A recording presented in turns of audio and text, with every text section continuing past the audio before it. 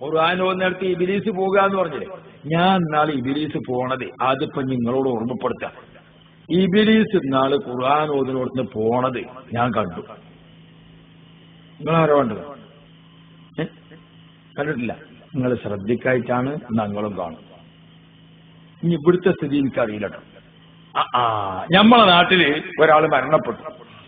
മരണപ്പെടുന്നിടത്ത് നബി മുഹമ്മദ് റസൂലുള്ളാഹി ഇഖ്റഊ മൗതാക്കും സൂറത്ത് യാസീൻ, മരണം ആസന്നമായിടത്തും മരിച്ചു കഴിഞ്ഞിടത്തും ശ്മശാനത്തിലും ഒക്കെ നിങ്ങൾ ഓതേണ്ടത് യാസീനാണ്. എന്തുകൊണ്ട്? അത് ഖുർആനിന്റെ കൽബ. ഈ കൽബിലെ വദിത്തു അയ്യക്കൂന കൽബക്കുല്ലി മുഅ്മിൻ. യാസീൻ എല്ലാ മുഅ്മിന്റെ കൽബിലും ഉണ്ടാകും. നമ്മളെ ഉമ്മമാർക്കൊക്കെ യാസീൻ അറിയാം, നമുക്കൊക്കെ യാസീനാണ്. ചെറുപ്പത്തിൽ മനപ്പാഠം പഠിച്ച വലിയ സൂറത്ത് യാസീനാണ്. ആത്മഹത്യാ മരണം മലപ്പുറം ജില്ലയിൽ വളരെ കുറവാണ്. എന്തുകൊണ്ട്? യാസീൻ എന്ന ബാക്ക്ഗ്രൗണ്ട് അവരുടെ കൽബിലുള്ളത് കൊണ്ട് എന്നാണ് മഹാന്മാരെ പഠനം.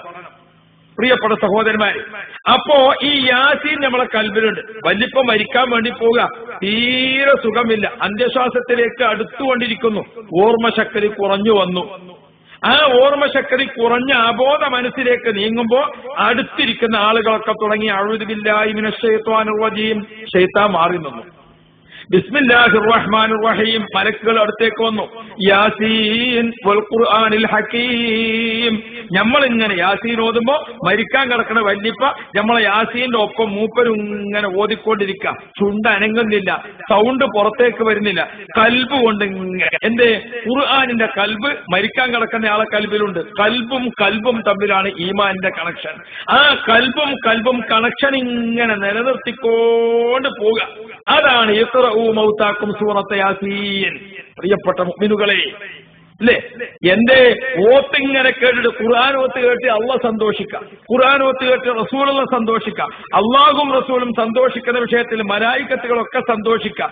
ആ സമയത്ത് ബഹുമാനപ്പെട്ട മലക്ക് അസ്റായീൽ, റൂഹിനെ പിടിക്കാൻ അസ്റായീൽ അലൈഹിസ്സലാം വരുമ്പോ അള്ളയും മലക്കുകളും റസൂലും ഒക്കെ സന്തോഷിച്ചു നിൽക്കുന്നു.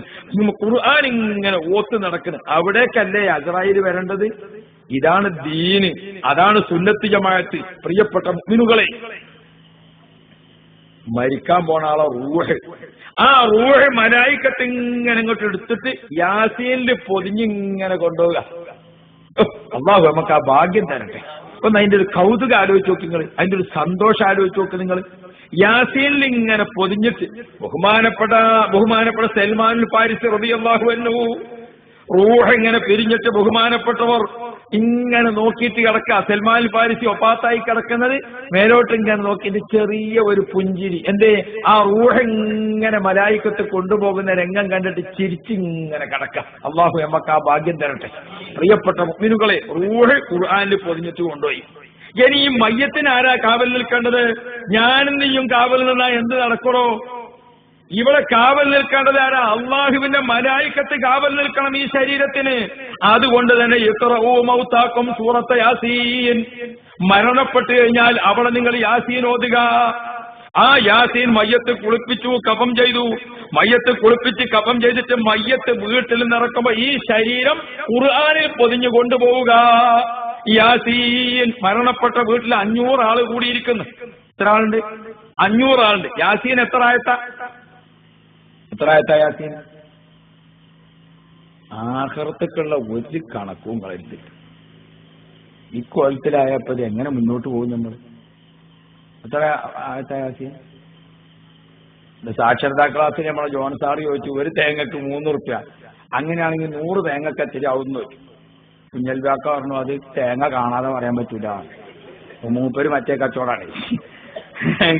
ഈ ബേജാറ് ബണമാണ്ടല്ലോ. അള്ളാഹു സലാമത്താക്കട്ടെ.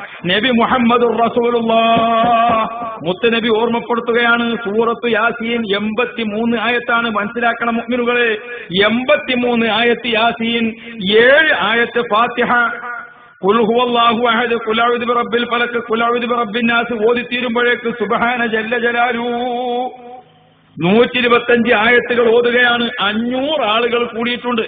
ഓരോ ആളുകളും ഓതി 100 ആയത്ത്. അൽ ഫാത്തിഹ അങ്ങ് പറഞ്ഞപ്പോ എല്ലാവരും ഓതി 100 ആയത്ത്. വാപ്പാന്റെ മയ്യത്ത് കുളിപ്പിച്ചിട്ട് 100 ആയത്ത് 500 ആൾ ഓതുമ്പോ 500 100 എത്രയായി?